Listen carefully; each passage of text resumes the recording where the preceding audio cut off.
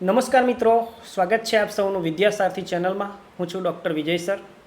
મિત્રો, આપ સૌને ખબર છે કે ગુજરાત જાહેર સેવા આયોગ એટલે કે જીપીએસસી દ્વારા લેવાતી એક્ઝામ હોય, ગુજરાત ગૌણ સેવા પસંદગી મંડળ દ્વારા લેવાતી પરીક્ષા હોય, પંચાયત સેવા મંડળ દ્વારા લેવાતી પરીક્ષા હોય, ક્લાસ 1, 2 કે ક્લાસ 3ની કોઈ પણ એક્ઝામ હોય, તો એમાં ગુજરાતનો ઇતિહાસ, ગુજરાતનો ભૂગોળ, ગુજરાતનો સાંસ્કૃતિક વારસો, ગુજરાતની આર્થિક બાબતો એક ખૂબ જ મહત્ત્વપૂર્ણ ટૉપિક છે અને દરેક પરીક્ષાઓમાં મેક્સિમમ પ્રશ્નો ગુજરાતના અનુસંધાનમાં પૂછાય છે. ત્યારે આ તમામ બાબતો એક સાથે આપણને મળે તો આપણે ખરેખર એમાં ખૂબ સારી રીતે તૈયારી કરી શકીએ છીએ. તો મિત્રો, આ તમામ બાબતો સમજવી હોય તો ગુજરાતના દરેક જિલ્લાને આપણે સમજવા પડે.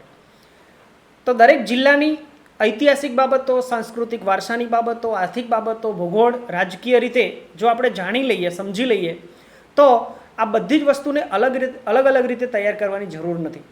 તેથી અહીંયા મિત્રો તમારા માટે એક સરસ મહત્ત્વપૂર્ણ ટૉપિક જે દરેક પરીક્ષાઓમાં તમને કામ લાગશે એવો એક ટૉપિક લઈને આવ્યો છું. ગુજરાતના જુદા જુદા જિલ્લા છે અને એ જિલ્લાની તમામ પ્રકારની માહિતી આપ સૌની સમક્ષ હું લઈને આવ્યો છું. સમજો કે આજે આપણે અમદાવાદ જિલ્લા વિશે ચર્ચા કરવાના છીએ. તો અમદાવાદ જિલ્લાને આપણે દરેક રીતે જાણી લઈશું. અમદાવાદની ઐતિહાસિક બાબત હોય, અમદાવાદનો ભૂગોળ હોય, રાજકીય બાબત હોય, અમદાવાદનો સાંસ્કૃતિક વારસો હોય કે અમદાવાદની આર્થિક બાબતો હોય, એ તમામ બાબતો આખા અમદાવાદ જિલ્લા અને એના તાલુકાને આપણે સમજી લઈશું તો કોઈપણ પ્રકારની માહિતી પૂછાય તો આપણને આવડશે. અને બીજું મિત્રો, કે જે પરીક્ષાની નવી પેટર્ન છે, જીપીએસસી કે અન્ય પરીક્ષાઓની જે નવી પેટર્નમાં જે પ્રમાણેના વિધાન સ્વરૂપના પ્રશ્નો પૂછાય છે ને, એવા જ પ્રકારના પ્રશ્નો હું આપની સમક્ષ લઈને આવ્યો છું. બહુ લાંબી ચર્ચાઓ આપણે કરવી નથી, પરંતુ જે ફેક્ટ માહિતી છે એ ફેક્ટ માહિતીને માત્ર આપણે યાદ રાખીશું ને તો ચોક્કસ આપણને દરેક પરીક્ષાઓમાં આ ખૂબ ઉપયોગી થશે. આજે આપણે જોવાના છીએ અમદાવાદ વિશે. હવે અમદાવાદ વિશે પહેલો પ્રશ્ન આપણી સમક્ષ છે કે અમદાવાદ વિશે નીચે આપેલ વિધાનો તપાસતો તે પૈકી કયા વિધાન કે વિધાનો સાચા છે. મિત્રો, આવો પ્રશ્ન પરીક્ષાની અંદર પૂછાય છે અને નીચે 2, 3 કે 4 વિધાનો આપેલા હોય છે અને 4 વિધાનોમાંથી કયા વિધાનો સાચા છે એ આપણે નક્કી કરવાના હોય છે. કોઈ વાર કયા વિધાન કે વિધાનો ખોટા છે એવું પણ આપણે નક્કી કરવાનું હોય છે. હવે અહીંયા જુદા જુદા જે 4 પ્રકારના વિધાનો આપ્યા છે એ વિધાનો આપણે સમજીએ. પહેલું વિધાન છે અમદાવાદના સંદર્ભમાં કે ભારતના એક સમયના પૂર્વનું માન્ચેસ્ટર તરીકે ઓળખાતા અમદાવાદનું મૂળ નામ અહેમદાબાદ હતું. મિત્રો, આ વિધાનમાં 2 પ્રશ્નો આવી જાય. અમદાવાદને એક તો પૂર્વેનું માન્ચેસ્ટર કહેવામાં આવતું હતું અને એનું મૂળ નામ અહેમદાબાદ હતું, એટલે આ બાબત સાચી છે. બીજું છે અમદાવાદને ભારતનું બોસ્ટન તરીકે પણ ઓળખવામાં આવતું, એટલે આ વિધાન પણ સાચું છે. ભારતનું બોસ્ટન, અમદાવાદ શું છે? ભારતનું બોસ્ટન તરીકે ઓળખવામાં આવતું. ત્રીજી વાત, અબુલ ફઝલે અમદાવાદને દુનિયાના બજાર તરીકે ઓળખાવ્યું હતું. આ વાત પણ સાચી છે. અને ચોથી બાબત જે છે એ જહાંગીરે અમદાવાદને ગર્દાબાદ એટલે કે ધૂળિયું શહેર તરીકે ઓળખાવ્યું હતું, એટલે આ બાબત પણ સાચી છે. મિત્રો, અહીંયા પ્રશ્ન એક છે પણ જુદી જુદી 4-5 બાબતો આની અંદર આવી જાય છે અને આવા જ પ્રકારના પ્રશ્નો હવેની પરીક્ષાની નવી પેટર્ન પ્રમાણે પૂછાય છે. એટલે આવા પ્રશ્નો, આ વિધાનો આપણે યાદ રાખશું ને તો પણ આપણને ઘણી બધી રીતે સહાયરૂપ થશે. એટલે 4 વિધાનો સાચા છે. પરંતુ મિત્રો, આપણને તકલીફ ક્યાં થાય છે, આપણી મૂંઝવણ ક્યાં થાય છે? એના વિકલ્પો વખતે. વિકલ્પો કેવા આવે છે તમે જુઓ. અહીંયા 4 પ્રકારના વિકલ્પો છે. માત્ર 1, માત્ર 1 અને 2, માત્ર 1, 2, 3 કે માત્ર 1, 2, 3 અને 4. એકાદ વિધાન ખોટું મૂકી દીધું હોય અથવા તો 2 વિધાન ખોટું મૂકી દીધા હોય તો આપણને આમાંથી સિલેક્ટ કરવામાં કન્ફ્યુઝન થાય છે. પરંતુ અહીંયા મિત્રો આપણને સરળતા રહે એટલા માટે હું મોટે ભાગે સાચા વિધાનો જ મૂકું છું, તેથી કોઈ કન્ફ્યુઝન ન રહે. એટલે આપણે આ બાબતો સાચી છે અને એ સાચા વિધાનો છે. એટલે 1, 2, 3, 4 4 બાબતો અહીંયા સાચી છે. અમદાવાદ વિશે આપણે આ વાત યાદ રાખીશું.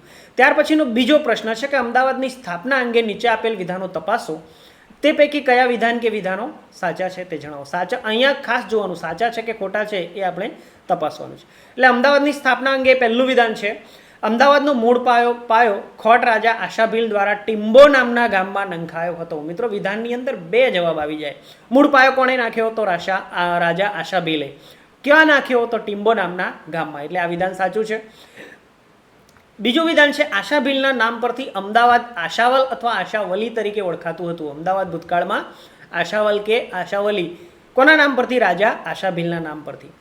સોલંકી વંશના રાજા કર્ણદેવે આશાભીલને હરાવી પોતાના નામ પરથી સાબરમતી નદીના કિનારે કર્ણાવતી શહેર વસાવ્યું. બરાબર, અમદાવાદની સ્થાપનાના સંદર્ભમાં આ વિધાન પણ સાચું છે, કારણ કે કર્ણદેવે આશાભીલને હરાવ્યો અને ત્યાર પછી સાબરમતી નદીના કિનારે એક નવું નગરની સ્થાપના કરી અને એ નગરનું નામ શું આપ્યું? કર્ણાવતી. એટલે આ વિધાન પણ સાચું છે. ચોથું વિધાન છે, નાસિરુદ્દીન અહમદ શાહે પોતાની રાજધાની પાટણથી બદલી કર્ણાવતીમાં લાવ્યા અને કર્ણાવતીની નજીક જ સપાટ ભૂમિ પાસે અહેમદાબાદ, આપણે આગળ જોયું મૂળ નામ અહેમદાબાદ, એટલે કે અમદાવાદ શહેરને સ્થાપવાનું નક્કી કર્યું. એટલે સ્થાપનાના સંદર્ભમાં આ ત્રણે ત્રણ રાજા આશાવલી વિકસાવ્યું, ત્યાર પછી કર્ણદેવે કર્ણાવતી વિકસાવ્યું અને અહમદ શાહે અહેમદનગર વિકસાવ્યું. આ ચારે ચાર વિધાનો અમદાવાદના સ્થાપનાના સંદર્ભમાં સાચા છે. એટલે અહીંયા ચારે ચાર વિધાનો માત્ર 1, 2, 3 અને 4 ડી ઓપ્શન જે છે એ સાચો આવશે. ત્યાર પછીનો પ્રશ્ન છે, અહમદ શાહના આધ્યાત્મિક ગુરુ શેખ અહમદ ખટુગંજ બક્ષની સલાહથી અહમદો, એટલે કે જેણે એક પણ નમાજ છોડી ના હોય તેવા વ્યક્તિના હાથે નવા અહમદનગરનો પાયો નંખાવ્યો હતો, તે વ્યક્તિઓ નીચે પૈકી કોણ હતા? મિત્રો, આવો લાંબો લચક પ્રશ્ન પણ પૂછાય છે કે જેમાં જવાબ પણ આવી જતો હોય. બરાબર, જવાબ પરથી પ્રશ્ન પર જવાની પેટર્ન પણ નવી પેટર્નના પ્રશ્નપત્રમાં જ છે. તો એવો પ્રશ્ન મેં અહીંયા મૂક્યો છે. બરાબર, તો એવા કયા 4 વ્યક્તિઓ હતા કે એમના હાથે અહેમદનગરનો પાયો નંખાયો? 1, અહમદ શાહ બાદશાહ, શેખ અહમદ ખટોગંજ બક્ષ, મલિક અહમદ, કાઝી અહમદ. આ 4માંથી કોણ હતા? ઓપ્શન આપણી સામે છે.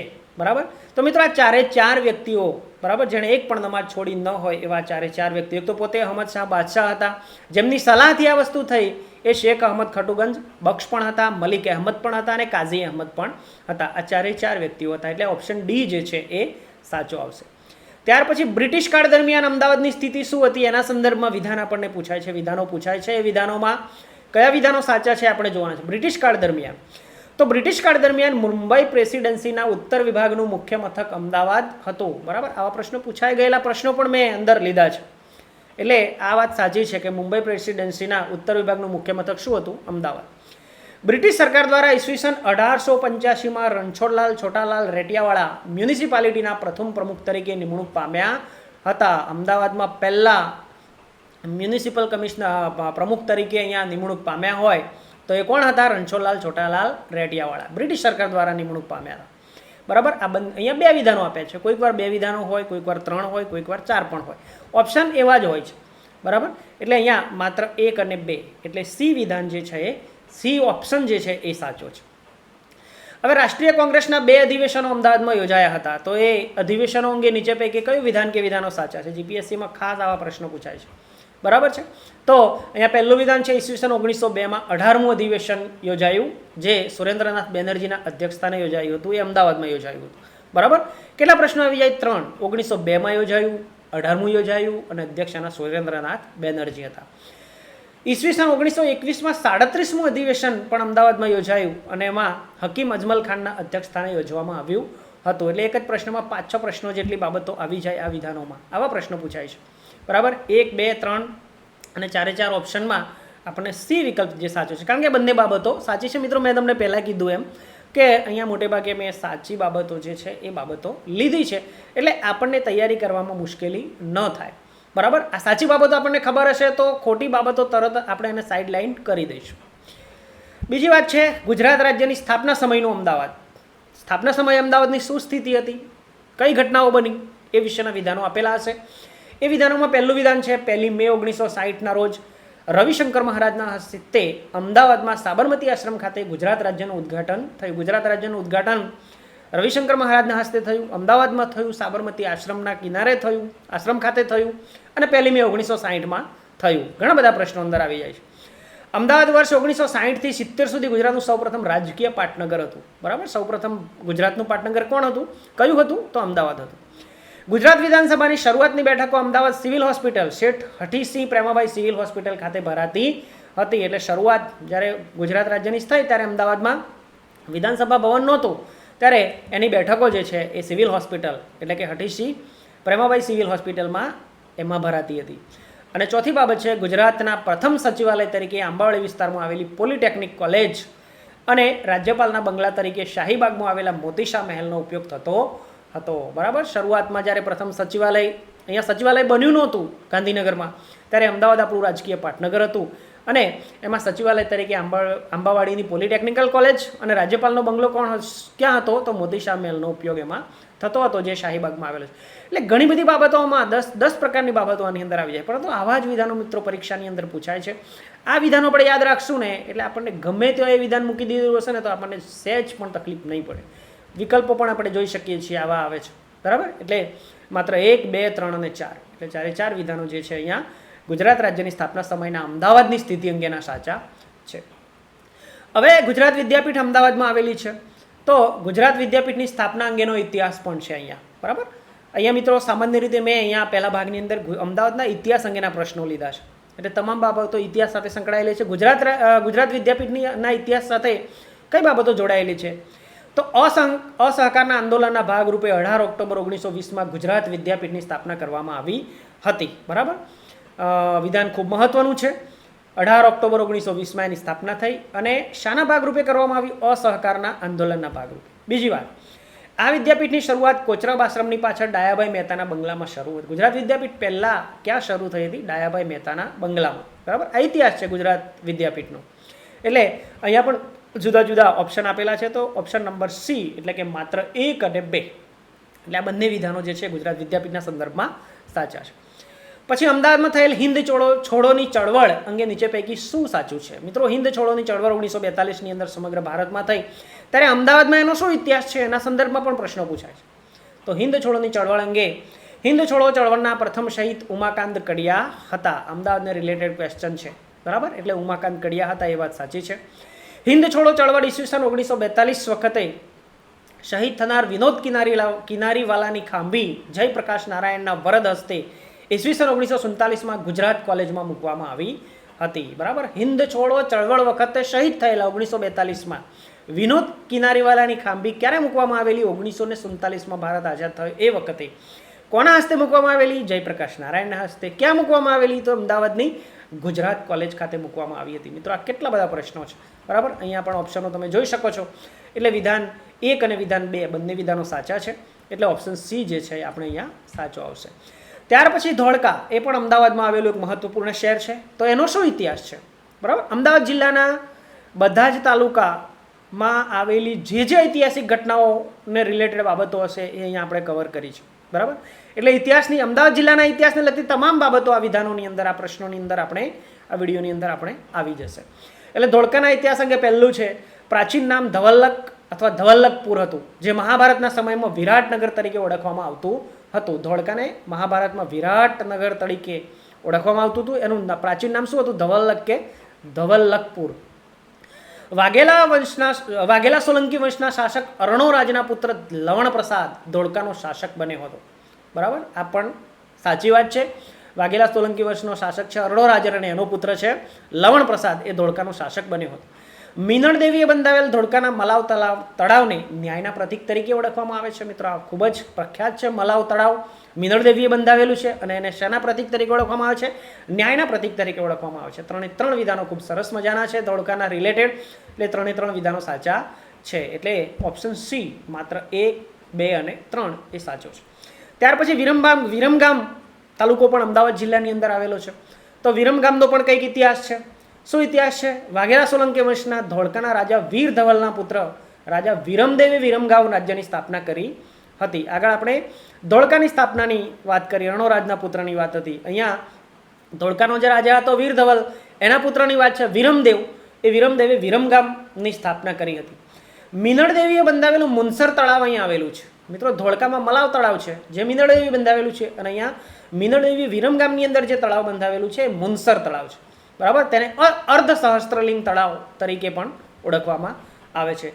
બીજું કે ગંગુ વણજારાએ બંધાવેલું ગંગાસર તળાવ પણ ક્યાં આવેલું છે? વિરમગામમાં આવેલું છે. એટલે 3 બાબતો વિરમગામના સંદર્ભમાં સાચી છે. અહીંયા ઓપ્શન પણ જુદા જુદા આપેલા છે. એટલે ઓપ્શન સી 1, 2 અને 3 એ 3 વિધાનો વિરમગામના ઇતિહાસ સંબંધી સાચા છે. આ વિધાનોને જાણી લઈશું એટલે વિરમગામનો કોઈ પણ પ્રશ્ન આવશે આપણને આવડશે. ત્યાર પછી ઐતિહાસિક નગર લોથલ, એ પણ અમદાવાદમાં આવેલું છે, બરાબર. લોથલ આપણને મિત્રો ખબર છે, ખૂબ જ ઐતિહાસિક નગર છે. એના અનુસંધાનમાં પણ પ્રશ્નો પૂછાય ત્યારે લોથલની માહિતી પણ આપણે અમદાવાદ જિલ્લાના સંદર્ભમાં લીધી છે. લોથલ ધોળકા તાલુકાના સરગવાલા ગામ પાસે લીંબડી ભોગાવો નદીના કાંઠે આવેલું ઐતિહાસિક નગર છે. ક્યાં આવેલું છે? ધોળકા તાલુકામાં. કયું ગામ? સરગવાલા.